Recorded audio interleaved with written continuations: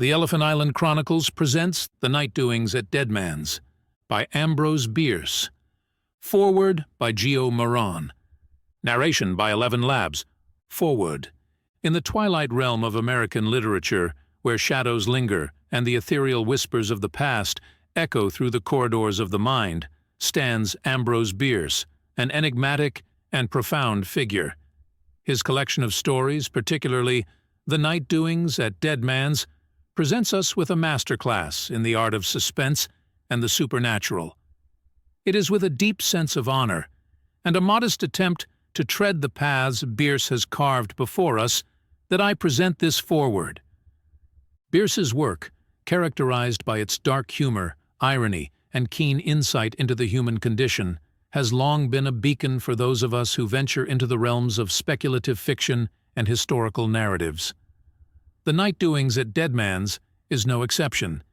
It serves as a quintessential example of his ability to weave the macabre with the mundane, revealing the uncanny lurking beneath the surface of everyday life.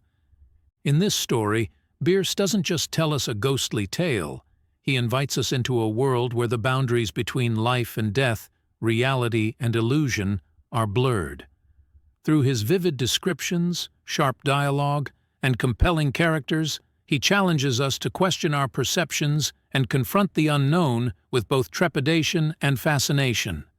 For aspiring writers and devoted readers alike, Bierce's method of storytelling is both a lesson and a gift.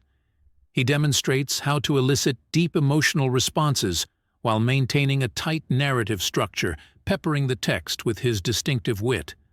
This story, like many of his others, is a testament to the enduring power of storytelling to explore the deepest fears and desires that drive us. As we delve into The Night Doings at Deadman's, let us appreciate the mastery with which Bierce crafts his tale. Let it inspire us to explore our own dark forests and shadowed valleys, armed with the knowledge that in the exploration of the darkness, we often find the most profound truths about ourselves and the world around us. In reading Bierce, we are reminded that the journey through the shadows is not one of fear, but one of discovery. May we all carry a lantern as bright as his, illuminating the path for those who dare to walk in the night. Gio Moran. A story that is untrue. It was a singularly sharp night and clear as the heart of a diamond. Clear nights have a trick of being keen. In darkness you may be cold and not know it. When you see, you suffer. This night was bright enough to bite like a serpent. The moon was moving mysteriously along behind the giant pines crowning the South Mountain, striking a cold sparkle from the crusted snow and bringing out against the black west the ghostly outlines of the Coast Range, beyond which lay the invisible Pacific. The snow had piled itself, in the open spaces along the bottom of the gulch, into long ridges that seemed to heave, and into hills that appeared to toss and scatter spray. The spray was sunlight, twice reflected, dashed once from the moon, once from the snow. In this snow, many of the shanties of the abandoned mining camp were obliterated. A sailor might have said they had gone down, and at irregular intervals it had overtopped the tall trestles which had once supported a river called a flume. For of course flume is flumen, among the advantages of which the mountains cannot deprive the gold hunter is the privilege of speaking Latin. He says of his dead neighbor, "He has gone up the flume." This is not a bad way to say, "His life has returned to the fountain of life." While putting on its armor against the assaults of the wind, this snow had neglected no coign of vantage. Snow pursued by the wind is not wholly unlike a retreating army. In the open field, it ranges itself in ranks and battalions. Where it can get a foothold, it makes a stand. Where it can take cover, it does so. You may see whole platoons of snow cowering behind a bit of broken wall. The devious old road, hewn out of the mountainside, was full of it. Squadron upon squadron had struggled to escape by this line when suddenly pursuit had ceased. A more desolate and dreary spot than Deadman's Gulch in a winter midnight it is impossible to imagine. Yet Mr. Hiram Beeson elected to live there, the sole inhabitant. Away up the side of the North Mountain, his little pine log shanty projected from its single pane of glass a long, thin beam of light, and looked not altogether unlike a black beetle fastened to the hillside with a bright new pin. Within it sat Mr. Beeson himself, before a roaring fire, staring into its hot heart as if he had never before seen such a thing in all his life. He was not a comely man. He was gray. He was ragged and slovenly in his attire. His face was wan and haggard. His eyes were too bright. As to his age, if one had attempted to guess it, one might have said 47, then corrected himself and said 74. He was really 28. Emaciated he was, as much, perhaps, as he dared be, with a needy undertaker at Bentley's flat and a new and enterprising coroner at Sonora. Poverty and zeal are an upper and a nether millstone. It is dangerous to make a third in that kind of sandwich. As Mr. Beeson sat there, with his ragged elbows on his ragged knees, his lean jaws buried in his lean hands, and with no apparent intention of going to bed, he looked as if the slightest movement would tumble him to pieces. Yet during the last hour he had winked no fewer than 3 times. There was a sharp rapping at the door. A rap at that time of night and in that weather might have surprised an ordinary mortal who had dwelt 2 years in the gulch without seeing a human face, and could not fail to know that the country was impassable. But Mr. Beeson did not so much as pull his eyes out of the coals, and even when the door was pushed open he only shrugged a little more closely into himself, as one does who is expecting something that he would rather not see. You may observe this movement in women when, in a mortuary chapel, the coffin is borne up the aisle behind them.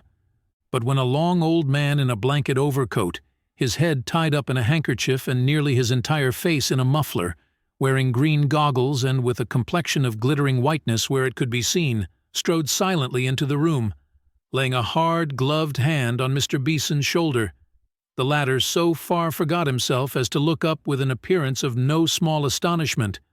Whomever he may have been expecting, he had evidently not counted on meeting anyone like this. Nevertheless, the sight of this unexpected guest produced in Mr. Beeson the following sequence: a feeling of astonishment, a sense of gratification, a sentiment of profound goodwill. Rising from his seat, he took the knotty hand from his shoulder and shook it up and down with a fervor quite unaccountable, for in the old man's aspect was nothing to attract, much to repel. However, attraction is too general a property for repulsion to be without it. The most attractive object in the world is the face we instinctively cover with a cloth.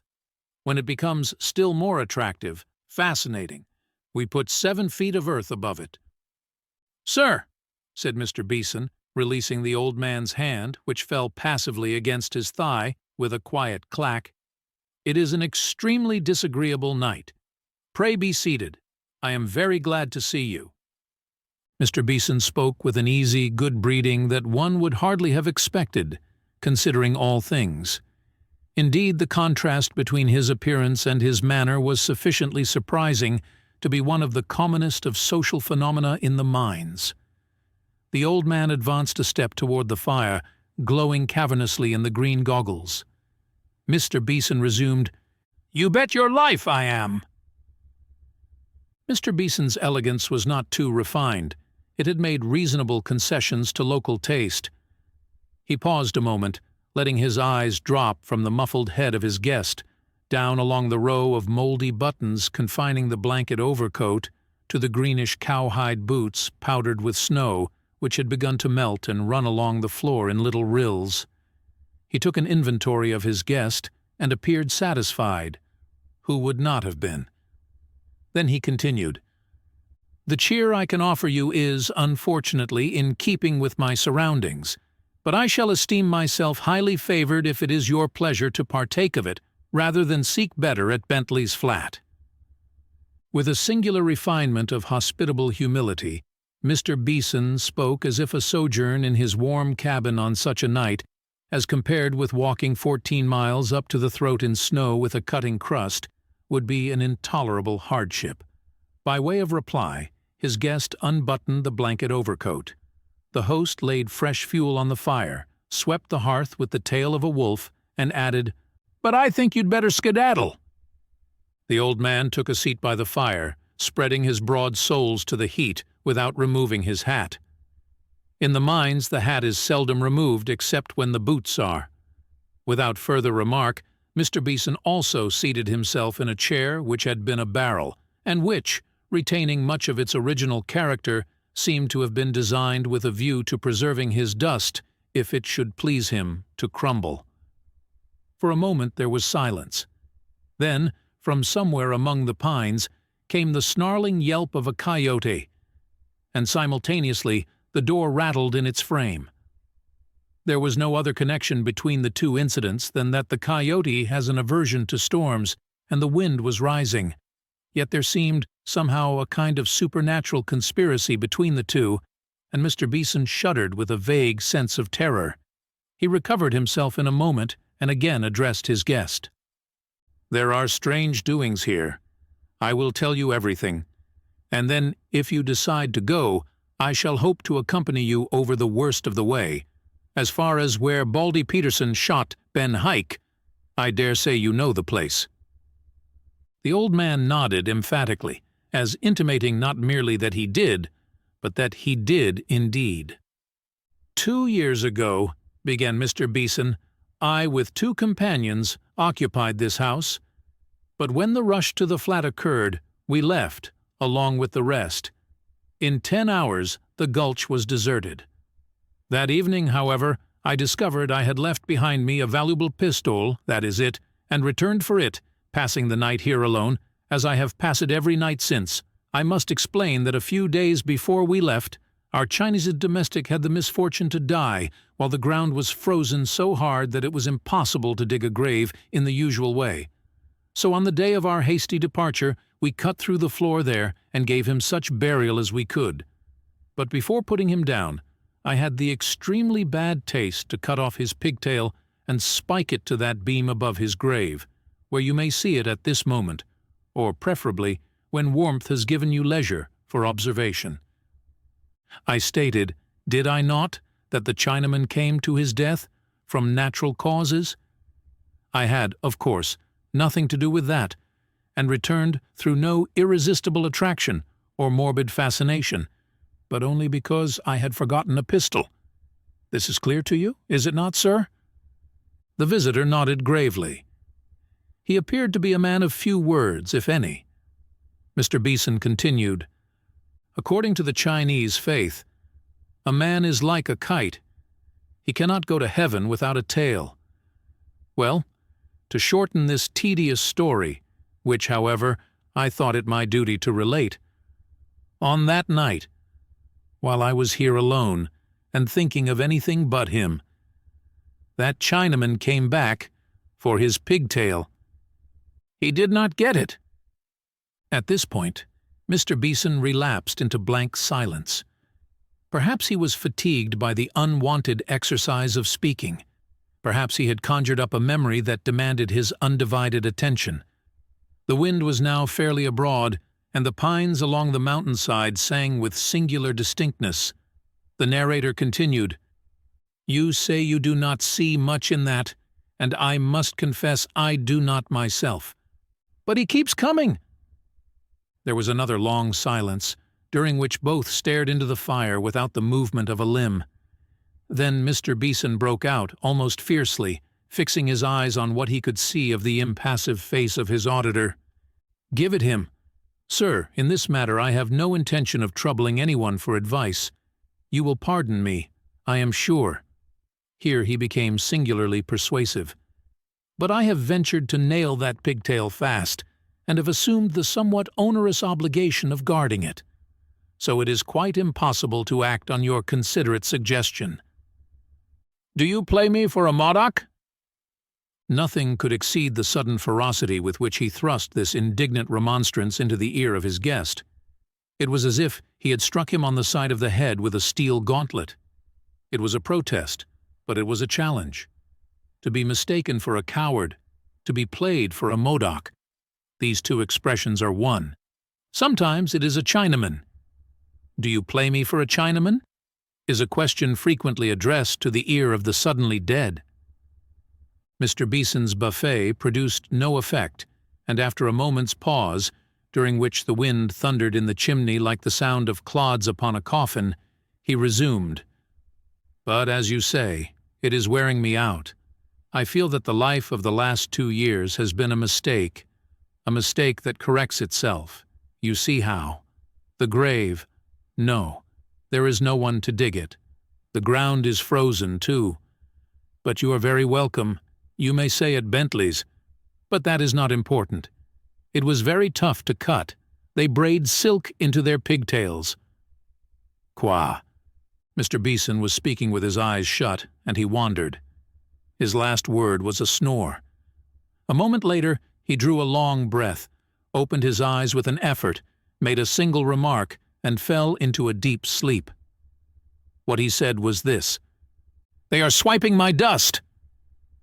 Then the aged stranger, who had not uttered one word since his arrival, arose from his seat and deliberately laid off his outer clothing, looking as angular in his flannels as the late Signorina Festorazzi, an Irishwoman 6 feet in height and weighing 56 pounds, who used to exhibit herself in her chemise to the people of San Francisco. He then crept into one of the bunks, having first placed a revolver in easy reach, according to the custom of the country. This revolver he took from a shelf, and it was the one which Mr. Beeson had mentioned as that for which he had returned to the gulch 2 years before. In a few moments Mr. Beeson awoke, and seeing that his guest had retired, he did likewise. But before doing so, he approached the long, plaited wisp of pagan hair and gave it a powerful tug, to assure himself that it was fast and firm. The 2 beds, mere shelves covered with blankets not over-clean, faced each other from opposite sides of the room, the little square trap-door that had given access to the Chinaman's grave being midway between. This, by the way, was crossed by a double row of spike-heads. In his resistance to the supernatural, Mr. Beeson had not disdained the use of material precautions. The fire was now low, the flames burning bluely and petulantly, with occasional flashes, projecting spectral shadows on the walls, shadows that moved mysteriously about, now dividing, now uniting. The shadow of the pendant cua, however, kept moodily apart, near the roof at the further end of the room, looking like a note of admiration. The song of the pines outside had now risen to the dignity of a triumphal hymn. In the pauses, the silence was dreadful. It was during one of these intervals that the trap in the floor began to lift. Slowly and steadily it rose, and slowly and steadily rose the swaddled head of the old man in the bunk to observe it. Then, with a clap that shook the house to its foundation, it was thrown clean back, where it lay with its unsightly spikes pointing threateningly upward. Mr. Beeson awoke, and without rising pressed his fingers into his eyes. He shuddered, his teeth chattered. His guest was now reclining on one elbow, watching the proceedings with the goggles that glowed like lamps. Suddenly a howling gust of wind swooped down the chimney, scattering ashes and smoke in all directions, for a moment obscuring everything. When the firelight again illuminated the room, there was seen, sitting gingerly on the edge of a stool by the hearthside, a swarthy little man of prepossessing appearance and dressed with faultless taste, nodding to the old man with a friendly and engaging smile. From San Francisco, evidently, thought Mr. Beeson, who, having somewhat recovered from his fright, was groping his way to a solution of the evening's events. But now another actor appeared upon the scene. Out of the square, black hole in the middle of the floor protruded the head of the departed Chinaman, his glassy eyes turned upward in their angular slits and fastened on the dangling queue above with a look of yearning unspeakable. Mr. Beeson groaned, and again spread his hands upon his face. A mild odor of opium pervaded the place. The phantom, clad only in a short blue tunic, quilted and silken but covered with grave mold, rose slowly, as if pushed by a weak spiral spring. Its knees were at the level of the floor, when with a quick upward impulse, like the silent leaping of a flame, It grasped the queue with both hands, drew up its body and took the tip in its horrible yellow teeth. To this it clung in a seeming frenzy, grimacing ghastly, surging and plunging from side to side in its efforts to disengage its property from the beam, but uttering no sound. It was like a corpse artificially convulsed by means of a galvanic battery. The contrast between its superhuman activity and its silence was no less than hideous. Mr. Beeson cowered in his bed. The swarthy little gentleman uncrossed his legs, beat an impatient tattoo with the toe of his boot, and consulted a heavy gold watch. The old man sat erect and quietly laid hold of the revolver. Bang! Like a body cut from the gallows, the Chinaman plumped into the black hole below, carrying his tail in his teeth. The trapdoor turned over, shutting down with a snap. The swarthy little gentleman from San Francisco sprang nimbly from his perch, caught something in the air with his hat, as a boy catches a butterfly, and vanished into the chimney, as if drawn up by suction. From away, somewhere in the outer darkness, floated in through the open door a faint, far cry, a long, sobbing wail, as of a child death-strangled in the desert, or a lost soul borne away by the adversary. It may have been the coyote. In the early days of the following spring, a party of miners on their way to new diggings passed along the gulch, and straying through the deserted shanties, found in one of them the body of Hiram Beeson, stretched upon a bunk with a bullet hole through the heart. The ball had evidently been fired from the opposite side of the room, for in one of the oaken beams overhead was a shallow blue dint, where it had struck a knot and been deflected downward to the breast of its victim. Strongly attached to the same beam was what appeared to be an end of a rope of braided horsehair, which had been cut by the bullet in its passage to the knot. Nothing else of interest was noted, excepting a suit of moldy and incongruous clothing, several articles of which were afterward identified by respectable witnesses as those in which certain deceased citizens of Deadman's had been buried years before. But it is not easy to understand how that could be, unless, indeed, the garments had been worn as a disguise by Death himself, which is hardly credible. The end. From all of us here at the Elephant Island Chronicles, we hope you have enjoyed this classic short story by Ambrose Bierce. Have a great day, and stay curious.